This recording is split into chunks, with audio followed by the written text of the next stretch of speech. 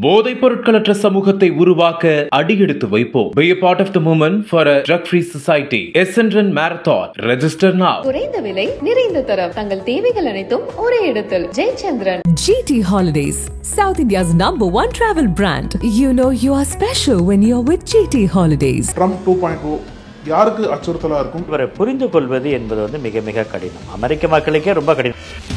பல நாடுகளோட வைத்திருக்கக்கூடிய அந்த கூட்டு உடன்படிக்கைகள் அது எல்லாத்துலேருந்து அவர் வெளியே வர பார்ப்பார். WHO இருக்குல்ல சார், அதுல இருந்து வெளியே வந்துட்டாரு. போன தடவை நேட்டோலேருந்து வெளியே வந்துட்டாரு. இந்த தடவை இன்னும் அறிவிக்கல, ஆனால் வரிச்சிருவாரு. ஏன்னா நேட்டோ கலெக்டிவ் செக்யூரிட்டி.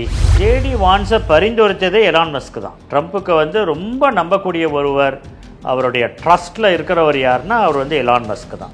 இந்த எலான் மஸ்கோட செல்வாக்கு, இவரோட குறுக்கீடு ட்ரம்போட ஆட்சி காலத்துல உலக அளவுக்கு குறிப்பா சொல்லணும் அப்படின்னா இந்தியாவுக்கு என்னென்ன பாதிப்புகளா இருக்கும்னு நினைக்கிறீங்க சார்? அமெரிக்காவுடைய நேஷனல் இன்ட்ரெஸ்ட் என்னன்னா, சைனாவை செக் பண்ணணும்னா இந்தியா வேணும். சைனாவை உடைக்கணும் அப்படின்னா அவங்களோட பொருளுக்கு அதிகமாக விதிச்சாதான் இவங்க அவர்களுடைய பொருட்களை நாம் வாங்காமல் நாம் உற்பத்தி பண்ண முடியுமா அவர் நினைக்கிறார். ட்ரம்ப்புக்கு ஏன் கனடா மேல ஒரு கோபம் அப்படின்னா, மோடிக்கு கூப்பிடலன்னு தான் சொல்லப்படுது. இன்னொரு பக்கம் முகேஷ் அம்பானியை கூப்பிட்டுருக்காரு. இப்ப இந்த கால்குலேஷன் எப்படி பாக்குறது சார்? இங்கிலாந்துல இப்ப லேபர் கவர்மெண்ட் இருக்கு. இவங்களுக்கு பிடிக்காதது லேபர் தான். லெஃப்ட் ஓரியன்டேஷன், இது எதுவுமே பிடிக்காது. நக்கீரன் நேயர்களுக்கு வணக்கம். அமெரிக்காவுடைய 47வது அதிபரா டொனால்ட் ட்ரம்ப் பதவியேற்றிருக்காரு. பதவியேற்ற முதல் நாள்லயே பல்வேறு அதிரடி உத்தரவுகளை கையெழுத்திட்டு இருக்காரு. இந்த பதவி காலம் இந்தியர்களுக்கு அச்சுறுத்தலா இருக்குமா? அவரோட பதவி காலத்தை இந்திய அரசு எப்படி அணுகணும் அப்படின்ற பல்வேறு கேள்விகள் இன்னைக்கு எழுந்திருக்கு. இந்த கேள்விகள் எல்லாத்துக்கும் இன்னைக்கு பதிலளிக்கிறதுக்கு நம்மளோட இணைஞ்சிருக்காரு லயோலா கல்லூரியோட பேராசிரியரும் சர்வதேச விவகாரங்களுக்கான நிபுணருமான திரு பெர்னார்ட் சுவாமி அவர்கள். அவரை வரவேற்கலாம். சார் வணக்கம். உங்களோட பார்வையில ட்ரம்ப் 2.0 யாருக்கு அச்சுறுத்தலா இருக்கும், எப்படி இருக்கும் நினைக்கிறீங்க சார்? 2வது முறையாக பதவியேற்றிருக்கிறார். யாருக்கு அச்சுறுத்தலாக இருக்கும்னா எல்லாருக்கும் தான் அச்சுறுத்தலாக இருக்கும். அவர் 2017 21 வரைக்கும் ஒரு முதல் தடவை அதிபராக இருந்தார். 2வது தடவை இப்போ பதவியேற்றிருக்கிறார்.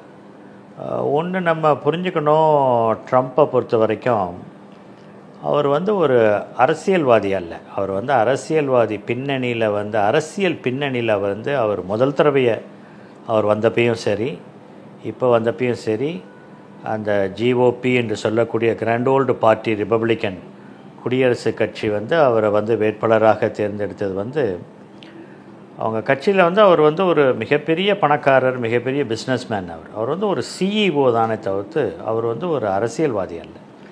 சாதாரணமாக அமெரிக்கா வரலாற்றில் நம்ம அங்கே இருக்கக்கூடிய அங்கே இருந்த அதிபர்களை நாம் பார்த்துருந்தோம் என்று சொன்னால், அவர்களில் கிட்டத்தட்ட அனைவருமே முன்னாடி செனேட்டில் இருந்திருப்பாங்க, இல்லாட்டி காங்கிரஸில் இருந்திருப்பாங்க, இல்லாட்டி வைஸ் பிரசிடெண்ட்டாக இருந்திருப்பாங்க, இல்லாட்டி பல மாநிலங்களுக்கு கவர்னராக இருந்திருப்பாங்க.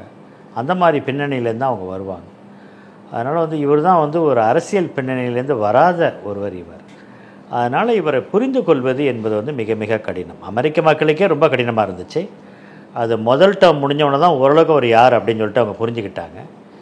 இப்போ 2வது டேர்ம் இன்னொரு தடவை கொடுத்துருக்குறாங்க. அதனால் தெரிஞ்சு கொடுத்ததுனால அவங்க தான் பார்க்க போகிறாங்க அவர் எப்படி செயல்பட போகிறார் என்று. நீங்கள் குறிப்பிட்டால் போல நேற்றே அவர் எந்த ஒரு வேகத்தில் போவார், எந்த ஒரு திசையில் அமெரிக்காவை எடுத்துகிட்டு போவார் அப்படின்றது நம்மளுக்கு தெளிவாக இருக்கின்றது. அதனால் இன்னும் ஓரிரு மாதங்கள் அல்லது ஒரு ஆண்டு போல் நம்மளுக்கு தெரியும் இது எப்படி நிகழவும் அப்படின்னு. ஸோ நீங்கள் குறிப்பிட்டது போலவே ட்ரம்ப் கணிக்க முடியாத தலைவராக இருக்கார். ஏன்னா பிஸ்னஸ் CEO to பிரசிடெண்ட்டாக வர்றவர் எப்போவுமே கணிக்க முடியாது. அவர் எந்த முடிவை எப்போ எடுப்பார், எப்படி எடுப்பாருன்னு சொல்லிட்டு ஒரு கணிக்க முடியாத நிலைமையில் இருக்கிற சமயத்தில் தான் என்கிட்ட ஒரு 4 பாயிண்ட்ஸ் இருக்குது சார். அதாவது ஒன்று ட்ரம்ப் திடீர் சீன பாசம். அதாவது இப்போ சமீபத்தில் கூட ஒரு செய்தி என்ன அப்படின்னா, பதவியேற்றதுக்கப்புறம் சீனாவுக்கு போகிறதுக்கு ட்ரம்ப் விருப்பப்படுறாரு அப்படின்ற ஒரு செய்தி வந்தோன்னே அப்போ ட்ரம்ப் மீது சீனா மீது பாசத்தை காட்டுறாரா அப்படின்ற ஒரு பாயிண்ட்டும். 2வது அவரோட வரி ஆயுதம், இந்திய பொருட்கள் மீதும் வரி விதிக்கப்படும் அப்படின்னு சொன்னார் அப்படின்னா நம்மளோட ஏற்றுமதி பாதிக்கப்படும். அது ஒரு பாயிண்ட் சார். மூணாவது வந்து ஈலான் மஸ்க் பயன்படுத்தி அவரோட செல்வாக்கை பயன்படுத்தி இந்தியாவிற்கு அச்சுறுத்தலாக இருப்பது. ஏன்னா இப்போ சமீபத்தில் கூட முகேஷ் அம்பானிக்கும் மஸ்குக்கும் ஒரு பெரிய கிளாஸ் நடந்தது. அந்த சேட்டலைட் ஒப்பந்தத்தில் வந்து யாருக்கு அதிகமாக கொடுக்கணுன்ற ஒரு கிளாஸ் போயிட்டுருக்கு.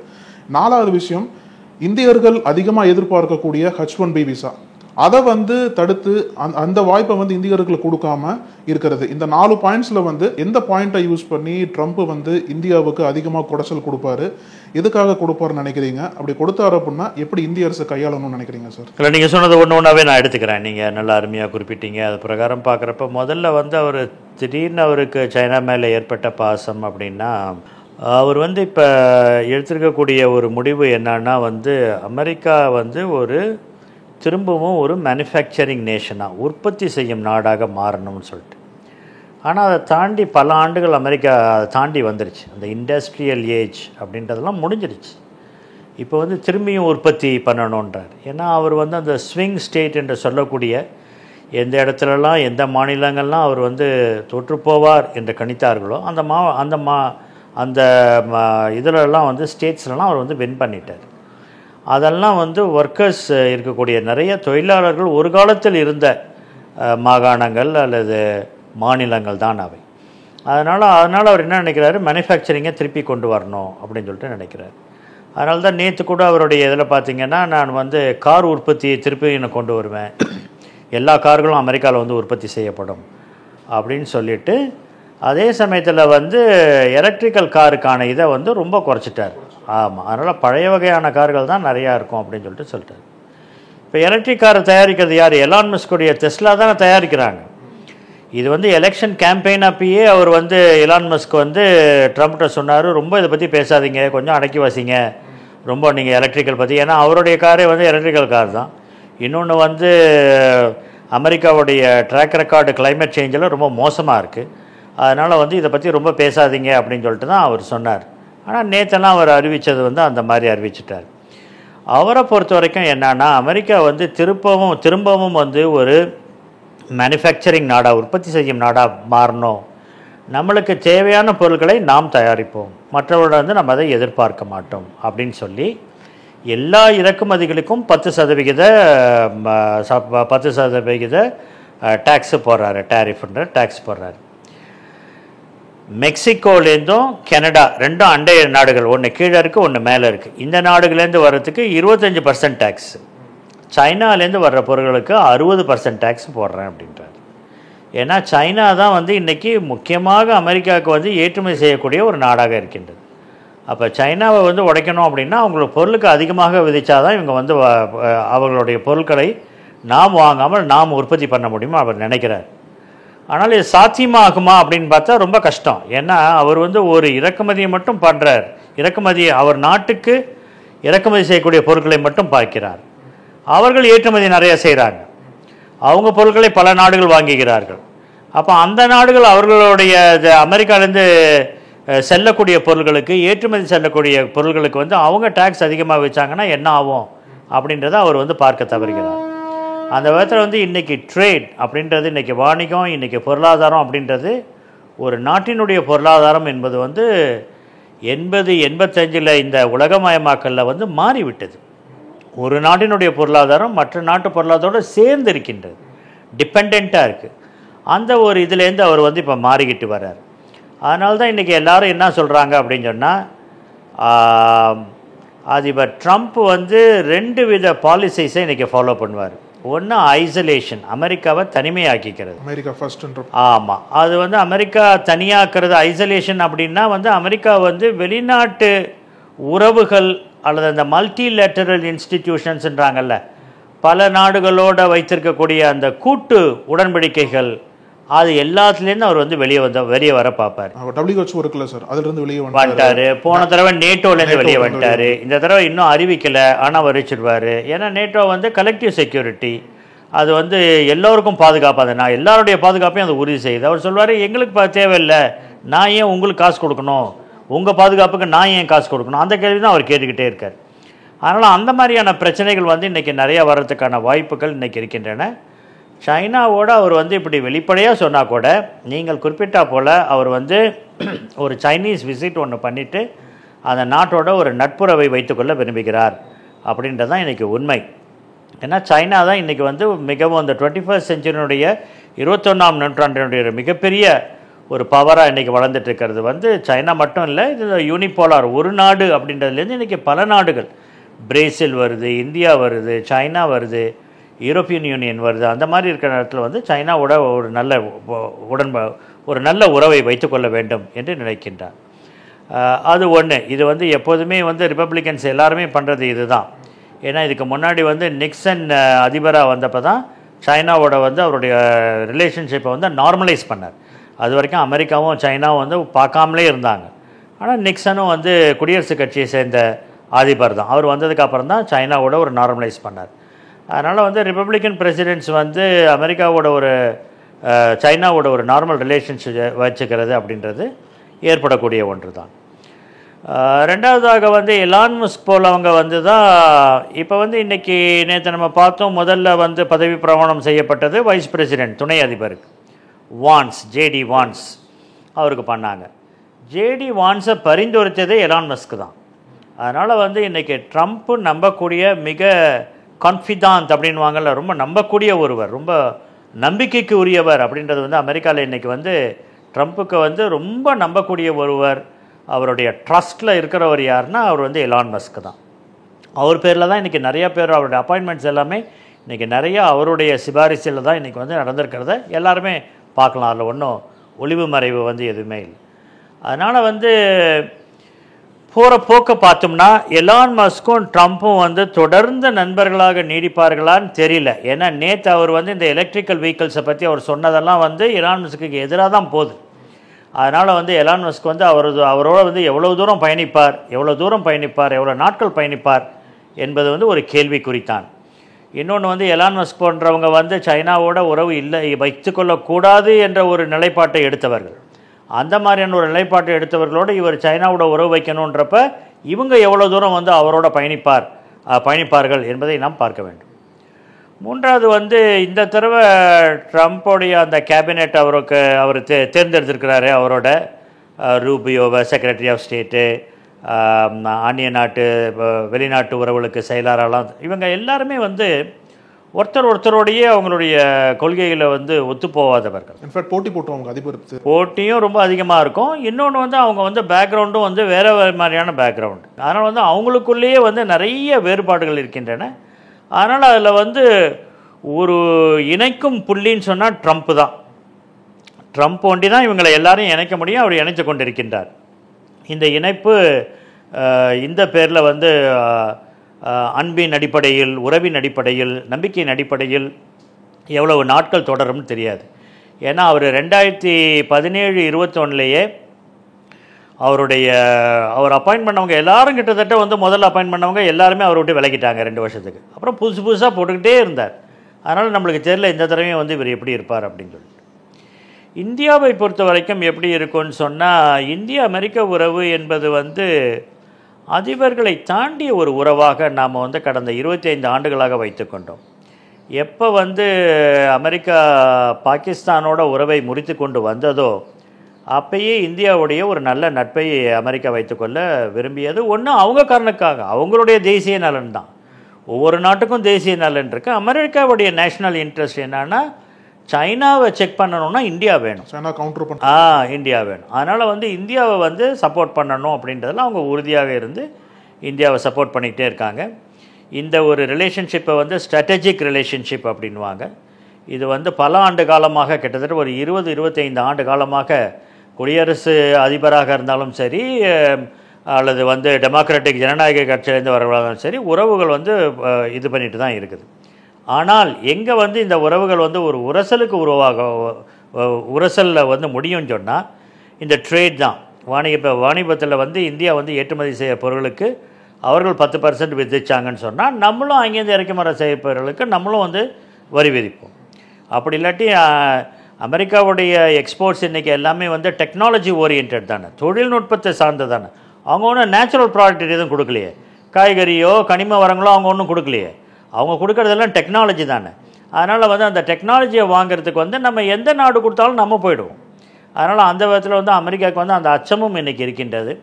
இதை பார்த்து கொண்டு ஓரளவுக்கு இந்த வாணிகத்தை பொறுத்த வரைக்கும், வணிகத்தை பொறுத்த வரைக்கும் என்னான்னு தெரில. H1B விசாவை பொறுத்த வரைக்கும் நம்மளுக்கு வந்து ஒவ்வொரு தடவையும் ஒரு ஆண்டுக்கு அவர்கள் 3 லட்சம் அப்படிலாம் சொல்லும் பொழுது அதில் 70% இந்தியர்களுக்கு தான் கிடைக்குது.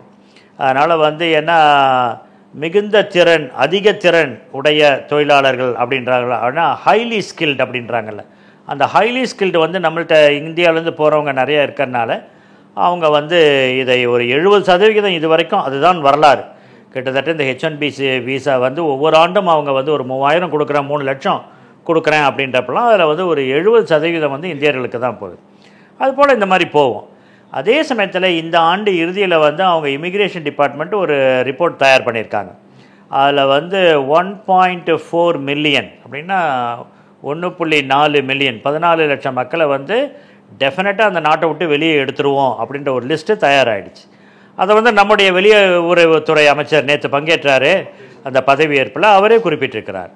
அதில் வந்து கிட்டத்தட்ட ஒரு 18,000 பேர், ஒரு 60 பேர் தான் குறைவு, 17,940 பேர் வந்து கட்டாயமாக வெளியேறி விடுவார்கள் அப்படின்ற அந்த லிஸ்ட்டில் அது இருக்குது. அதை தவிர்த்து ஒரு 2,500க்கு மேலே வந்து டிடென்ஷன் சென்டர்ஸில் இருக்கிறாங்க. இவங்க கட்டாயமாக திரும்பிடுவாங்க, இவங்கெல்லாம் வந்து திருப்பி அனுப்பப்படும்.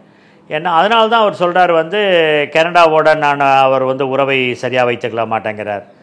ட்ரம்ப்புக்கு ஏன் கனடா மேலே வந்து ஒரு கோபம் அப்படின்னா, கனடா வழியாக மக்கள் வருகிறார்கள், டிராஃபிக்கிங், கடத்தப்படுகிறார்கள், மனித கடத்தல் என்பது நடத்தப்படுகிறது. அதனால் அந்த கடத்தல் நடக்கிறத வந்து நீங்கள் கண்டிக்க மாட்டேங்கிறீங்க, ஸ்டாப் பண்ண மாட்டேங்கிறீங்க. அதனால் வந்து அவங்க மேலே வந்து ஒரு காட்டமாக இருக்கார். இங்கே மெக்சிகோவில் வந்து நான் வந்து இதை கொண்டு வந்துடுவேன், சுவரை எழுப்பி விடுவேன், இராணுவத்தை அனுப்புவேன், எமர்ஜென்சி ப்ரொக்ளைம் பண்ணிடுவேன். இது வந்து ஒரு அவசர காலத்தையே அவர் வந்து அவர் அறிவிச்சிட்டார். அந்த விதத்தில் வந்து இந்தியாவிலேருந்து வந்து போய் அங்கே இருக்கிறவங்களுக்கு இது பிரச்சனை ஏற்படுத்தாது. ஆனால் இனிமேப்பட்ட அமெரிக்காவில் பிறக்கிறவங்களுக்கு வந்து பிறப்பு குடியுரிமையை அவர் ரத்து செய்து விட்டார் அப்படி தான் நம்ம கேட்குறோம். ஏன்னா நேற்று அந்த அஜெண்டாவில் வந்து அதுவுமே இருந்துச்சு. அதனால் வந்து அப்படி இது பண்ணுறப்ப அதெல்லாம் வந்து இந்தியாவுக்கு வந்து ஒரு பெரிய அளவில் பாதகமாக தான் இருக்கு. சார், இப்போ நீங்கள் சொன்னது போலயே வந்து இந்தியன்ஸ் எல்லாமே ஹை ஸ்கில்டு ஒர்க்கர்ஸாக இருக்காங்க. அதிகமாக இப்போ சைனாக்கு அப்புறம் இந்தியர்கள் தான் அதிகமாக அமெரிக்காவுக்கு போகிறாங்க இல்லையா? அந்த ட்ரம்ப்போட இமிகிரேஷன் பாலிசிலேயே வந்து இந்தியர்களுக்கு அதிக பங்கு இருக்குது. இப்போ அங்கே இருக்கக்கூடிய இந்தியர்களுக்கு உடனடியாக வேலை வாய்ப்பில் எதனா பிரச்சனை வருமா சார் இவரோட நடவடிக்கையின் காரணமாக, இல்லை வந்து எப்படி டீல் பண்ண? இது வந்து அந்த இமிகிரேஷன் டிபார்ட்மெண்ட் அவங்க இது பண்ணுறது தானே. அவங்க வந்து ஒவ்வொருத்தருடைய ஹிஸ்ட்ரியும் பார்க்குறாங்கல்ல. அவர் எப்படி வந்தார், அவர் தக்க ஆவணத்தோடு தான் வந்தாரா, இங்கே வேலை செஞ்சாரா, என்ன வேலையில் அவர் இருந்தார், அது என்ன வீசாவில் இருந்தார், அதெல்லாம் பொறுத்து தான். அதனால் வந்து ஒரு நேற்று வந்தார், இன்றைக்கி எல்லாரையும் அமெரிக்கா விட்டு வெளியே அனுப்பிச்சிடுவாங்க அப்படி நம்ம நினைக்க தேவையில்லை. இது இந்த பழைய அரசாங்கமும் இந்த அறிக்கையை தயாரித்து டிசம்பர் மாதம் தான் இந்த 2024 அறிக்கை, இமிக்ரேஷன் அறிக்கை வந்து தயாரானது. அதனால் வந்து இது ஒரு ப்ராசஸில் இது போயிட்டு தான் இருக்கும்.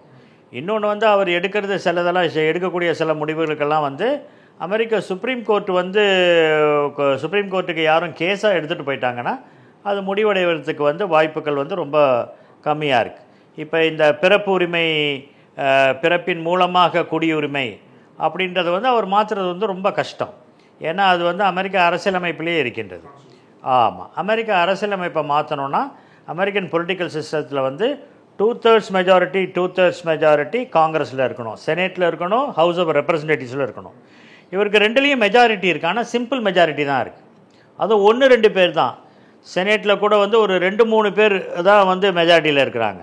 அங்கேயும் வந்து 435 பேரில் 218க்கு மேலே 1-2 பேர். அதனால் வந்து இந்த மாதிரி எண்ணிக்கை இருக்கிறப்ப எந்த ஒரு அதிரடி முடிவுகளையும் எடுக்க முடியாது. ஏன்னா 2/3 3/2 பங்கு வேணும்.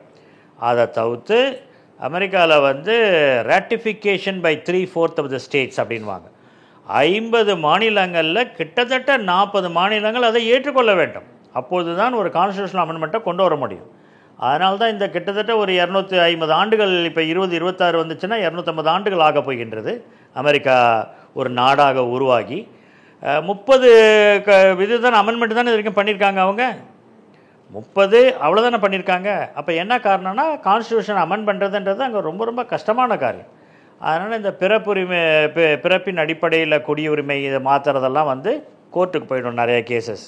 அதனால் வந்து சிலது தான் எக்ஸிக்யூட்டிவ் ஆர்டராக நிர்வாகத்தின் அடிப்படையில் அவர் மாற்றலாமே தவிர இப்போ எங்கெங்கெல்லாம் வந்து அரசியலமைப்பு வருகின்றதோ, எங்கெல்லாம் வந்து காங்கிரஸினுடைய மெஜாரிட்டிலாம் வருதோ, அங்கெல்லாம் அடி வாங்கிறதுக்கு வாய்ப்புகள் நிறைய இருக்கு. சார், நீங்கள் சொன்னது போலயே இந்தியா அமெரிக்க உறவு வந்து இரு நாட்டு தலைவர்களையும் தாண்டி பல ஆண்டுகளாக நீடிச்சிட்டு இருக்கிற சமயத்தில் தான் இப்போ இந்த இனாகுரேஷனுக்கே ட்ரம்ப் வந்து டைரக்டாக பல தலைவர்களை கூப்பிட்டுருக்கார். இட்டாலி பிரதமர், அர்ஜென்டினா அதிபர், அந்த மாதிரிலாம் வந்து கலந்துருக்காங்க. ஆனால் அதே சமயத்தில் வந்து மோடிக்கு அவர் கூப்பிடலையா, மோடிக்கு வந்து கூப்பிடலன்னு தான் சொல்லப்படுது. இன்னொரு பக்கம் முகேஷ் அம்பானியை கூப்பிட்டுருக்கார். இப்போ இந்த கால்குலேஷன் எப்படி பார்க்குறது சார்? இது வந்து ஒரு அரசுக்கு கொடுக்கக்கூடிய இதுதான். இது வந்து ஒரு அரசு இன்னொரு அரசை வந்து இன்விடேஷனில் வந்து கூப்பிட்றது தான். நம்மளுக்கு இந்த பாட்டு தெரியல. அவங்க மோடி புறக்கணிச்சிட்டாருன்னு சொல்லிட்டு பல்வேறு கட்சிகள் சொல்லிட்டு வராங்க.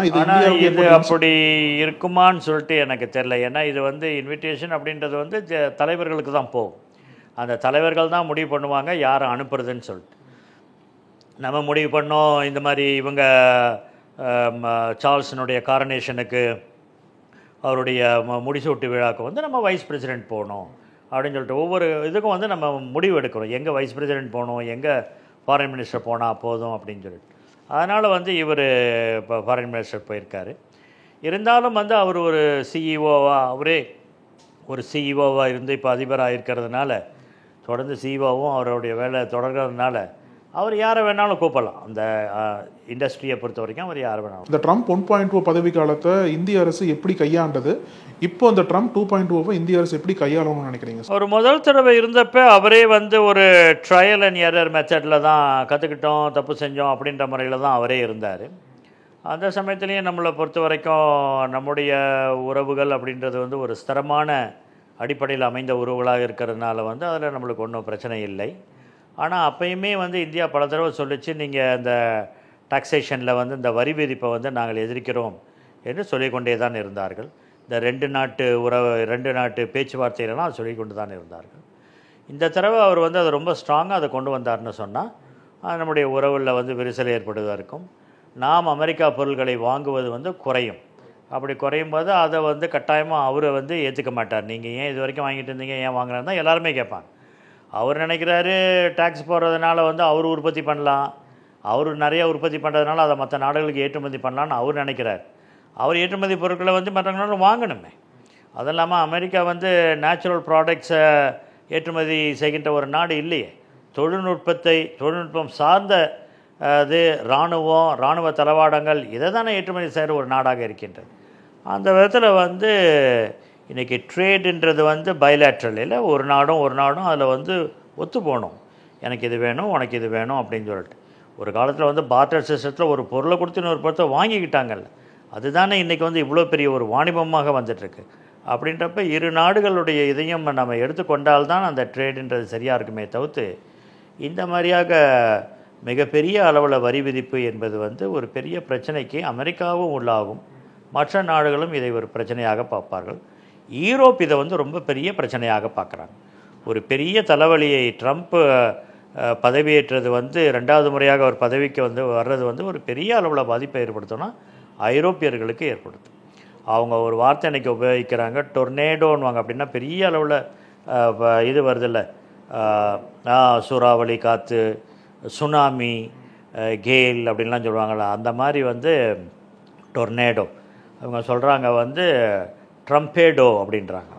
அப்படின்னா இவருடைய இது வந்து ஒரு பெரிய கொண்டு வரும் அச்சுறுத்தலாக பார்க்குறாங்க. அதனால் ஃப்ரெஞ்சு பிரைம் மினிஸ்டர் நேற்று சொல்லியிருக்காரு, ஃப்ரெஞ்சு பிரசிடென்ட் மேக்ரான் இல்லை, ஃப்ரெஞ்சு பிரைம் மினிஸ்டர் நேற்று சொல்லியிருக்காரு, ஐரோப்பிய நாடுகள் ஒன்றுபட வேண்டும். நம்ம ஒன்றுபட்டால் தான் ட்ரம்ப்னுடைய 2.0 அந்த சவால்களை நம்மளால் சந்திக்க முடியும். வணிகத்தையும் தாண்டி மோடிக்கு இந்த ட்ரம்ப் 2.0 எந்த விதத்தில் சவாலாக இருக்கும்? ஏன்னா முன்னாடி இந்த பிரிக்ஸ் மாநாட்டில் இந்த டாலர் கரன்சியை ஒழிச்சிட்டு பிரிக்ஸ் வந்து தனியாக ஒரு கரன்சி உருவாக்க போகிறாங்க அப்படின்ற ஒரு கருத்து வந்து வந்தபோது ட்ரம்ப் அதுக்கு தீவிர எதிர்வினையாற்றினார். அந்த வணிகம் அப்படின்ற கான்செப்டை தாண்டி எந்தெந்த விஷயங்களில் மோடிக்கு வந்து சவால் அமையும் இவரோட ஆட்சி காலம் என்பது? அவர் பொருளாதாரத்தையும் வணிகத்தையும் பார்க்கின்ற விதத்தில் தான் இந்த பிரச்சனைகள் ஏற்படும். ஒன்று, அவருக்கு வந்து இந்த கிரிப்டோ கரன்சி மேலே, பிட்காயின் மேலே, இது மேலெல்லாம் வந்து இப்போ அமெரிக்காவில் அவர் வந்ததுக்கப்புறமே அதனுடைய இது வந்து எழுச்சி வந்து மிக அதிகமாக இருக்கின்றது. அதனால் வந்து இந்த டிஜிட்டல் கரன்சிக்கும் அதுக்கப்புறம் வந்து அரசாங்கமே இல்லாத ஒரு பரிவர்த்தனை, அரசாங்கம் பேங்க் இல்லாத ஒரு பரிவர்த்தனை, இதுதான் பிட்காயின். அதுக்கும் வந்து அவங்க வந்து இதெல்லாம் வந்து இதுக்குன்னே ஒரு டிபார்ட்மெண்ட் அவர் ஆரம்பிப்பார் அப்படின்ற ஒரு எதிர்பார்ப்பு ஒன்று இன்றைக்கி இருந்து கொண்டிருக்கின்றது. அது ஒரு பக்கம், அது கட்டாயமாக போகும். இன்னொன்று வந்து அவர் இந்த கிளைமேட் சேஞ்சு, பைலேட்ரல் ரிலேஷன்ஸ், இதெல்லாம் நம்ம வந்து குவாட் என்று சொல்லக்கூடிய 4 நாடுகளில் நம்ம இருக்கிறோம். அதெல்லாம் அவர் எப்படி பார்ப்பார்? இந்த பசிபிக் ஓஷனுடைய இதை வந்து இந்த ஆஸ்திரேலியா, இந்தியா, நம்ம 4 நாடுகளும் சேர்ந்து தொடர்ந்து இதை வந்து அவர் எப்படி பார்ப்பார் அப்படின்றதெல்லாம் நம்மளுக்கு தெரியல. அதனால் வந்து கொஞ்சம் நம்ம பொறுத்திருந்து தான் பார்க்க வேண்டும். அவர் வந்து ரொம்ப இந்த ஒரு மற்ற நாடுகளுடைய உறவில் வந்து அமெரிக்காவுக்கு பயன் இருக்குமே ஆனால், பொருளாதார பயனும் வணிக பயனும் இருக்குமே ஆனால் அந்த உறவை மேம்படுத்துவார். அப்படி இல்லாட்டி அந்த உறவில் வந்து அவருக்கு அவ்வளவு தூரத்துக்கு வந்து நாட்டம் ஒன்றும் இருக்காது. அதனால் வந்து ஐசோலேஷன் அப்படின்னு சொல்கிறது வந்து ஐசோலேஷன் அண்ட் ப்ரொடெக்ஷனிசம் 2 வார்த்தை உபயோகிக்கிறாங்க. ஒன்று அந்நிய வெளிநாட்டு கொள்கையை பொறுத்த வரைக்கும் ஐசோலேஷன், அதை ஃபாலோ பண்ணிவிடுவார், அமெரிக்காவை தனிமைப்படுத்தி விடுவார். எக்கானமியை பொறுத்த வரைக்கும், பொருளாதாரத்தை பொறுத்த வரைக்கும் அமெரிக்காவை வந்து அப்படியே ஒரு சரவுண்ட் பண்ணி பாதுகாத்துடுவார், ப்ரொடெக்ட் பண்ணிவிடுவார். இது 2 தான் இன்றைக்கி வந்து பெரிய அளவில் அவரிடமிருந்து எதிர்பார்க்கிறார். இப்போ இந்த ட்ரம்ப் பற்றி பேசும்போது ஈலான் மஸ்க் பற்றி பேசியாகும் சார்.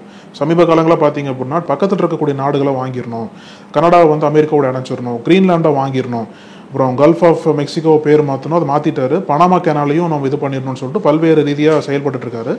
இவரோட நம்பிக்கையாக இருக்கக்கூடிய ஈலான் மஸ்க் வந்து இங்கிலாந்து அரசியல் தலையிட ஆரம்பிச்சிட்டார். அந்த நாட்டு அரசை வந்து கீர் ஸ்டார்மர் தலைமையில் இருக்கக்கூடிய அரசை வந்து எப்படியாச்சும் கொலாப்ஸ் பண்ணிட்டு அங்கே வந்து வலதுசாரி அரசை வந்து நம்ம அமைக்கணும் அப்படின்ற ஒரு போக்கோட ஈலான் மஸ்கோட செல்வாக்கு போயிட்டு இருக்கு. இந்த ஈலான் மஸ்கோட செல்வாக்கு, இவரோட குறுக்கீடு வந்து ட்ரம்ப்போட ஆட்சி காலத்தில் உலக அளவுக்கு குறிப்பாக சொல்லணும் அப்படின்னா இந்தியாவுக்கு என்னென்ன பாதிப்புகளாக இருக்கும்னு நினைக்கிறீங்க சார்? நான் முன்னாடியே குறிப்பிட்டது போல் அவருடைய கான்ஃபிடான்ட், க்ளோஸ், ட்ரஸ்டட் ஃப்ரெண்டுன்னா அவர் தான். அதனால் அவர் மூலமாக தான் அவர் வந்து செயல்படுவார். இதெல்லாம் வந்து அந்நிய உறவில் வந்து நம்மளுக்கு வந்து ஒரு பெரிய அளவில் வந்து இது வந்து பாதிப்புகளை ஏற்படுத்தக்கூடிய ஒன்று. நமக்கு வந்து கல்ஃப் ஆஃப் மெக்சிகோ பேரை நான் மாற்றிட்டு மெக்கின்லி பேரை வைக்கிறேன் அப்படின்னு சொல்கிறார். அந்த மெக்கின்லின்றவர் அமெரிக்க அதிபராக 1898 இருந்தார். அவர் தான் வந்து முதல் போகிற ஸ்பானிஷ் அமெரிக்கன் வார், அதில் தான் வந்து அமெரிக்கா வந்து முதல் காலனி ஃபிலிப்பீன்ஸை உருவாக்குது. ஃபிலிப்பீன்ஸு, போர்ட்டோரிக்கோ, இதெல்லாம் வந்து அமெரிக்காவுடைய காலனியாக மாறுது. இம்பீரியல் ஏகாதிபத்தியத்தை அமெரிக்கா ஆரம்பிக்கிறது அதுதான், அவர் தான் ஆரம்பிக்கிறார். அந்த பேர் அவரை நேற்று அவர் சொல்கிறாரு, மெக்கின்லி பேரால் நான் அந்த கூப்பிடுவேன் அப்படின்னு. ஆமாம். அதே போல் வந்து அவர் வந்து இதை பொறுத்த வரைக்கும், பனாமா பொறுத்த வரைக்கும் அதை நம்ம தான் கட்டணும், நம்ம தான் பண்ணோம், அவ்வளோ காசு கொடுத்தோம் நம்ம. ஆனால் இப்போ வந்து அந்த கால்வாயை கடக்கிறது நிறைய சைனீஸ் கப்பல் தான் கிடக்குது, நம்ம கப்பல் இல்லை அப்படின்னா நம்ம எடுத்துக்கிட்டால் தான் நம்ம வந்து அதுலேருந்து வர பணம் நம்மளுக்கு வரும் அப்படின்லாம் சொல்கிறார்.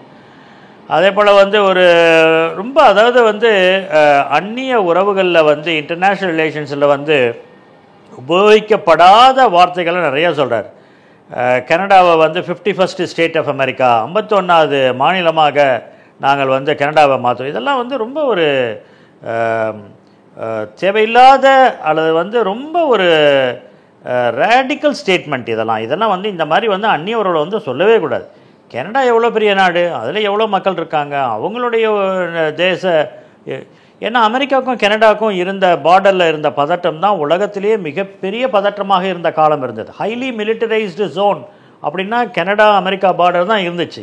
இப்போ ஹைலி டீமிலிட்டரைஸ்டு ஜோன். அது யார் வேணால் உள்ளே போகலாம், யார் வேணால் வரலாம்.